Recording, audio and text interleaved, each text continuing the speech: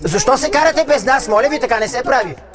Брат и сестра, колко години не се бяхте виждали? 42-3 години. Близо Кой половин ти век. помага за оградата тогава, 2000-та, бе? Додя да се погодим. Ти плати ли ми? Как да го?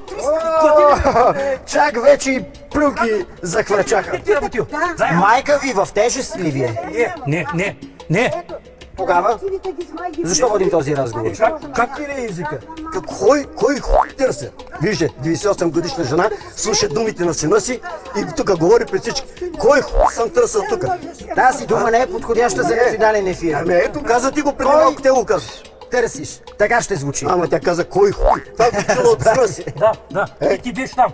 Ти беше там, като го каза. Сега го каза. Не го сега се заплюване. Сега ще заплюване пък. Тя го казва, но не съм го казал аз. Ти си я научил такива думи. Да, 40 години го уча. Като вас. Само ти си казал. Кой? Намесихте и анатомията в този разговор. Майко! Ама така.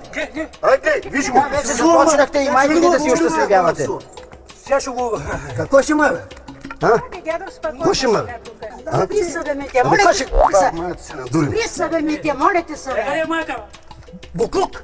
Къде е майка? И бига, аде!